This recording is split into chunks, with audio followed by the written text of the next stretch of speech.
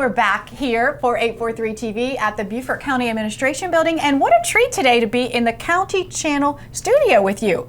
Well, welcome. Thank you. Yes, and we've got Scott Grooms today, and he's going to share all about the things that they do here to provide viewership. This is quite a channel and quite a community, and what a wonderful studio that you're having. But I understand you will be building a new studio shortly, aren't you? Yeah, we're going to move into the new Arthur Horn building, which Arthur Horn building was here for many a year and used as court and our IT department. Well, they're building a new structure that's going to be the new Horn, and we're going to move on to the second floor with some custom spaces for us to have the TV studio as well as the radio studio and office space, and give us a little more room to actually do. And then the admin building will be more for the public to come into. Yes. So let's talk about your purpose. As the county channel, obviously you're here to provide information to the county residents, but let's talk specifically what you all do. Sure. We came on the air in 2007 covering county council school board meetings.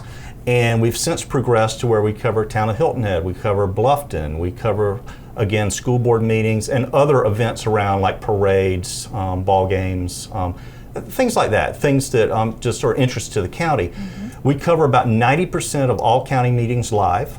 And what we don't carry live, we also can tape and put them on our Swagit, which is our video on demand site, which you can actually go to, have all the agenda materials with it, be able to click directly to an event. So if you want to know something about the Hilton Head Bridge, you can click on it in our search menu. It'll take you to everything you ever wanted to know about the Hilton Head bridges. And we date back, our archive right now dates back to about 2010, but we're adding more of the archive back to, we'll go back into the 90s. Literally.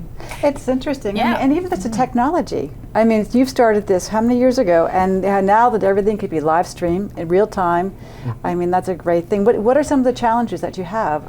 Connectivity sometimes, our outlying areas, but as COVID actually helped us as far as being able to work in outlying areas, because we had to adapt to new technology. Right. So we're working at lower bandwidths with higher quality shows, which actually helped us out in that respect, because we had to think outside the box a little bit. And we've since been able to go up to Sheldon and do some things. We've been able to do some places on Hilton Head that we weren't able to do before.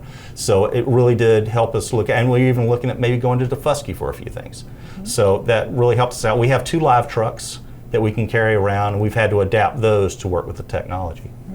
And you mentioned during COVID, and where county council meetings and school board meetings were so vital, everybody was tuning in. I'm sure that was wonderful for your viewership and just your exposure. It really, our viewership went way up. And so we were able to keep people informed. We took in meetings that we hadn't been doing before because it was just a community service. We added more to the contract to the school district to where we could cover more meetings for them. County council, we always try to cover everything, and then agency boards and commissions as well. We try to cover everything. And then, it also gave us some time to concentrate on some of our other shows like Coastline, Lowcountry Law, and things like that. Yeah, tell us about some of those. Yeah, first of all, we have Coastal Kingdom. It's won numerous Telly Awards, a couple Emmy Awards. It was produced, it's a nature show with Tony Mills. It's a coordination, a partnership between Lowcountry Institute and the County Channel. And they go out and talk about wildlife and what's around this area. If it's in Beaufort County, they're going to talk about it. They love snakes. I don't like snakes. They love bugs. I mean, everything. And it's just Tony's really good on camera, so he really can explain it. So it's a lot like what nature scene used to be on ETV. And matter of fact, ETV picked up Coastal Kingdom as well, to where you can see it on ETV or on our channel. I'm just thinking of Wild Kingdom. Remember that on Sunday nights? Marlon Perkins. Yep, always. I know we just dated ourselves. Yes, Marlon Perkins drinking the Mai Tai while Jim went out and wrestled the alligator. Yeah, that's right. Yes, we have Lowcountry Law, which is a partnership with the Sheriff's Department, and they talk about cold cases, scams that are going on, things that might interest the community.